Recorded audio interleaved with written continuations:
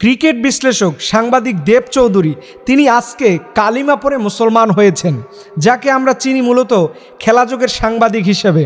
আপনি চিন্তা করতে পারেন যে এই মানুষটাও কালিমা পড়ে মুসলমান হবে, কেউ কখনো কল্পনা করেছে?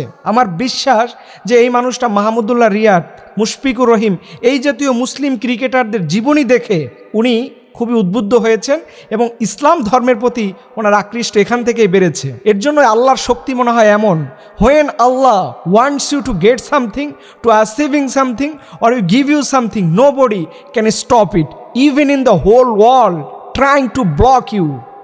সুবহানাল্লাহ বিহামদি। আপনি চিন্তা করতে পারেন যে একজন মানুষ কোন জায়গা থেকে কোথায় চলে আসলো।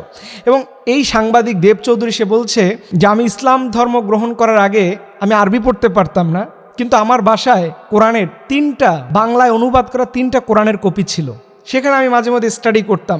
সেখান থেকেই মূলত কোরআনের এই দৃষ্টিকোণ আমাকে আলোকিত করেছে। আল্লাহ তাআলা এর জন্য বলে আলিফ লাম র কিতাবুন আনজালনাহু ইলাইকা লিতুখরিজান নাসা মিনাজ যুলুমাতি ইলান নূর।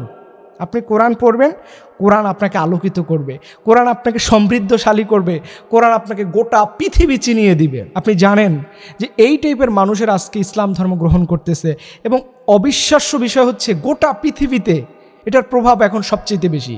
এরকম ইন্টেলেকচুয়াল পাওয়ার সমৃদ্ধ, এরকম জ্ঞানী মানুষেরা, এরকম বিচক্ষণ চৌকস মানুষগুলো তারা ইসলাম বুঝে বুঝে তারা ইসলাম ধর্ম গ্রহণ করতেছে। আল্লাহর কাছে আমরা শুকরিয়া জানাই যে এরকম একটা দামি ধর্মগ্রন্থ তুমি আমাদেরকে দান করেছো। কোরআনের অলৌকিকতা এটা যদি আপনি ফিল করতে চান তাহলে অবশ্যই আপনাকে কোরআন পড়তে হবে।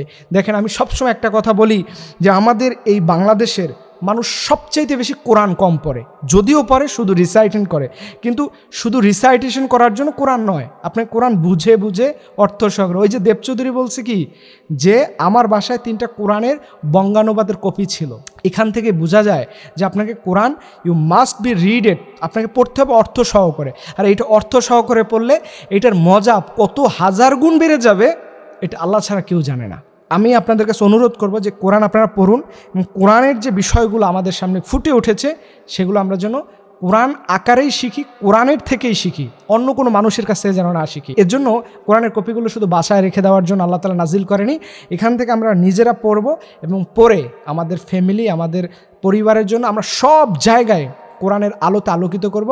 আল্লাহ সুবহানাহু ওয়া তাআলা, আল্লাহ যদি চান আর আমাদের ভাগ্যে যদি খোশ নসিব থাকে, এই কোরআন আমাদেরকে জান্নাতে নিয়ে যাবে। আসুন এর জন্য কোরআন পড়ি, কোরআনের সাথে সম্পর্ক করি এবং কোরআন দিয়ে আমরা একটা সুন্দর বাংলাদেশ গড়ি। আল্লাহ সুবহানাহু ওয়া তাআলা তিনি আমাদের সবাইকে এই কোরআনের সাথে থাকার তৌফিক দান করুক। সকলে আমিন।